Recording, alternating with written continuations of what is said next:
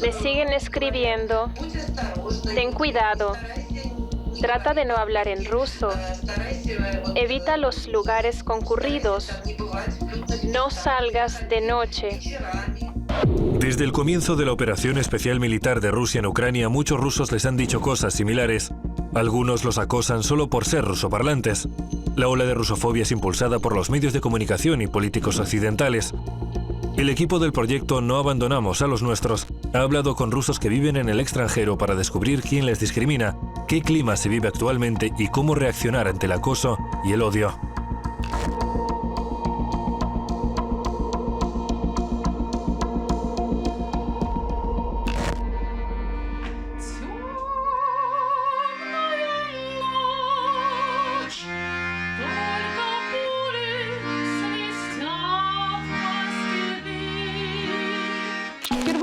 La orquesta de acordeones fue la primera en despedirme.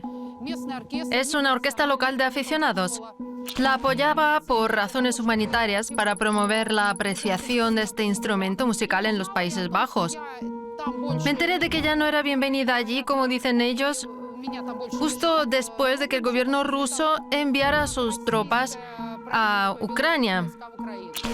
Elnara Shafigulina es música y cantante de ópera. En el 2008 se trasladó a los Países Bajos tras casarse con un holandés. Aquí cría a sus hijos y trabaja como cantante. Pero desde finales de febrero empezó a quedarse sin trabajo. Tras la orquesta de acordeones, la despidieron de la orquesta sinfónica. Tenía que presentarme en un concierto de ópera importante el 22 de noviembre. La directora de la Orquesta Sinfónica me escribió una larga carta diciendo que no podía aceptar que yo apoyara a la Federación de Rusia en esta situación y que cancelaba de forma unilateral su colaboración conmigo. Los defensores de los derechos humanos recomiendan registrar los incidentes de discriminación y acudir a los tribunales. La mayoría de las constituciones de los países occidentales establecen que no se puede discriminar a un ciudadano por su nacionalidad o raza. Si alguien dice, soy ruso y están tratando de despedirme por mi nacionalidad, ¿qué hacer? En principio, podemos iniciar un procedimiento, incluso abrir una causa judicial. Aun si no diera resultado, algún día acabará esta histeria y las leyes volverán a funcionar. Sin embargo, la histeria antirrusa va en aumento. Hasta el embajador de Rusia en los Países Bajos ha confirmado que se persigue a los rusos en todas partes. Hay ciudadanos que aseguran que los despiden del trabajo solo por ser rusos. A otros se les niega el alquiler de los apartamentos y se les obliga a mudarse inmediatamente. A algunos incluso los amenazan con violencia física. Las embajadas han habilitado líneas telefónicas para recibir denuncias de amenazas y violencia contra rusos y compatriotas. Sin embargo, ahora hasta los diplomáticos se ven amenazados por la violencia. Recientemente trataron de incendiar la sede diplomática rusa en los Países Bajos. En nuestra sección consular arrojaron una mochila con un artefacto incendiario de fabricación casera de tipo cóctel Molotov. Por suerte no explotó. El 3 de marzo a mí, al agregado militar y a 3 diplomáticos de alto rango de nuestra embajada nos enviaron cartas que contenían un polvo blanco. Las entregamos a la policía y les hicieron pruebas. Resultó ser harina. Antes de eso habían lanzado bengalas al territorio de la embajada. En los últimos días, muchas misiones diplomáticas rusas de Occidente se han visto bajo ataque, en sentido literal. En Dublín, un camión chocó contra el portón de la embajada en Irlanda. En París, unos desconocidos atacaron el edificio de la Agencia Rusa para los Asuntos de Colaboración. Más tarde fue atacada la embajada de Rusia en Francia. Arrojaron bolas con tinta a la embajada, que obviamente dejaron manchas en la fachada y en los vidrios. Y en la fachada de la Iglesia Ortodoxa rusa, que se sitúa en el territorio de nuestro centro cultural ortodoxo, dejaron un mensaje que, como es natural, no pienso repetir ante las cámaras. Los templos e instalaciones de la Iglesia Ortodoxa han sido blanco de rusófobos y nazis, incluso en Islandia. Hoy hemos venido aquí para limpiar la casa de Dios. Queremos quitar toda esta suciedad. Esto no tiene cabida en la casa de Dios. Los símbolos nazis son inaceptables en la casa de Cristo. Hoy este pequeño país sorprende por la magnitud de su odio hacia todo lo ruso. Embajador de Rusia en Islandia debería darle vergüenza. Váyase a casa. Y al barco militar ruso, vete a la mierda. Gloria a Ucrania. Los insultos a los rusos en televisión, calles y redes sociales son hoy moneda corriente en Reykjavik. Todos los rusos lo sufren. Si los islandeses se enteran de que eres ruso, estás perdido. Natalia Stefansson lleva 24 años viviendo en Reykjavik. Tenía muchos amigos islandeses. La palabra clave es tenía. Nosotros, los rusos, tratamos de no escribir comentarios en Facebook, porque enseguida nos empiezan a insultar y a humillar. Últimamente me llegan mensajes con amenazas al móvil. La mayoría me dice que me largue de aquí, que el mejor ruso es el ruso muerto. Suena aterrador, pero el consejo de los expertos es simple: no responder y bloquear a los haters. Si ven que existe una amenaza real para su vida y su salud, les recomiendo acudir a las fuerzas de seguridad e informar sobre ello a los diplomáticos y defensores de derechos humanos. Alemania está a punto de superar a Islandia en cuanto a odio a los rusos. En las últimas 2 semanas se han registrado miles de violaciones de los derechos humanos de los ciudadanos rusos. Por lo visto, la discriminación por origen étnico está volviendo a ser parte de la ideología nacional. Una clínica de Múnich publicó esta declaración a principios de marzo. Estimados colegas, condenamos categóricamente la invasión del ejército ruso apoyado por el gobierno de Bielorrusia. Rusia no solo está perpetrando un ataque militar absolutamente infundado a Ucrania, sino que está amenazando a Europa, a nuestra libertad y democracia. Por esta razón, de ahora en adelante no atenderemos a ciudadanos rusos ni bielorrusos. Ni siquiera podrán pedir cita. No haremos excepciones.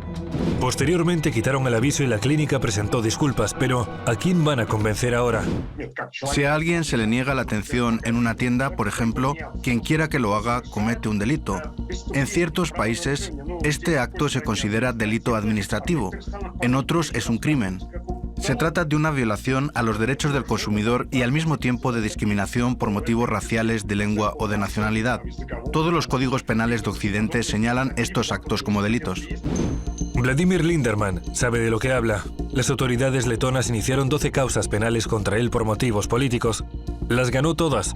Sin embargo, cada vez le resulta más difícil defender sus derechos. Nos informaron de que cualquier muestra de apoyo o incluso simpatía o aprobación de la operación especial rusa en Ucrania será tratada como un crimen bajo un artículo específico del Código Penal. Ya han detenido a 4 personas. Una de ellas ya está en la cárcel. Cuando la policía y el tribunal local se vuelven en su contra, pueden acudir al Tribunal Europeo de Derechos Humanos. Rusia se retiró del Consejo de Europa, pero sus ciudadanos no han perdido el derecho a buscar protección ante la discriminación en Europa Occidental. El ciudadano de un país que no sea miembro del Consejo de Europa tiene de todos modos la opción de apelar al Tribunal de Derechos Humanos en caso de que su denuncia sea contra un tribunal u organismo público de alguno de los países miembros del Consejo. Es probable que los ciudadanos rusos en Italia pronto hagan uso de este derecho, y es que bloquearon de un día para otro el acceso a su dinero. Mi hija, que vive en Italia desde hace 18 años, me llamó ayer y me contó que su cuenta bancaria estaba bloqueada. Les preguntó, ¿cuál es el motivo? La respuesta fue la ciudadanía rusa. Cosas similares les han ocurrido últimamente a muchos compatriotas rusos que residen en Italia. Mi familia lo vivió cuando me cerraron la cuenta bancaria en Italia. A mi suegra en Roma le llegó una notificación Pensé que habían decidido cerrar mi cuenta simplemente porque hacía tiempo que no la utilizaba y porque no tenía muchos fondos. Pero luego entré en Internet y descubrí que estaban cerrando las cuentas bancarias de todos los ciudadanos rusos a causa de su nacionalidad, independientemente de si tenían permiso de residencia o no. Mi marido tiene una tarjeta Mastercard de un banco italiano. Aquí en Moscú dejó de funcionar el 10 de marzo. Cierran las cuentas bancarias de los rusos, pero no de forma oficial. Al fin y al cabo, Italia es un estado democrático, no el régimen fascista de Mussolini. No obstante, en las guarderías y escuelas la rusofobia se expresa abiertamente. Esto lo escribe una mujer que vive en Italia. En el colegio de mi hija, algunos niños se burlaron de ella y dijeron que era de un país agresor. Los alumnos de mayor edad, junto con sus maestros, hacían dibujos donde tachaban la bandera rusa. Otro ejemplo, he oído cómo la maestra de piano de mi hija nos maldecía. Es ucraniana. Dijo que pagaríamos con sangre por lo sucedido. A pesar de la recomendación de las autoridades de tratar a los niños con dignidad, en Islandia la historia se repite. 2 mujeres se quejaron de que sus hijos regresaban a casa llorando de la guardería porque los insultaban, acosaban y molestaban. Y eso a pesar de que los niños hablan islandés en la guardería. Incluso nacieron aquí en Islandia, aunque ahora eso ya no tiene ninguna importancia. Esto se ha convertido en una razón para sacar a los niños del colegio. Porque si los maestros y la administración no son capaces de garantizar un entorno relativamente seguro para los estudiantes, eso podría acabar teniendo consecuencias desagradables, por decirlo de una forma suave. Me gustaría señalar que en muchos países existen colegios rusos adjuntos a las embajadas. Allí, por lo menos, sus hijos estarán rodeados de niños de su edad que hablan ruso y que son sus compatriotas. En algunos países no solo presionan a los niños rusos para que los saquen del colegio, también quieren retirar la nacionalidad a los adultos. Una conocida que vive en Suecia me comenta que a nivel nacional se han propuesto quitarles la nacionalidad a los rusos que la tienen. Y a los que tienen pasaportes rusos, suspenderles los visados y echarlos del país. En los 15 años que Svetlana Drozhevskaya lleva en Europa Occidental, es la primera vez que enfrenta esa actitud hacia los rusos o rusoparlantes. Creo que esta situación empeorará. Y a los que vivimos fuera de Rusia, nos resulta bastante difícil, claro.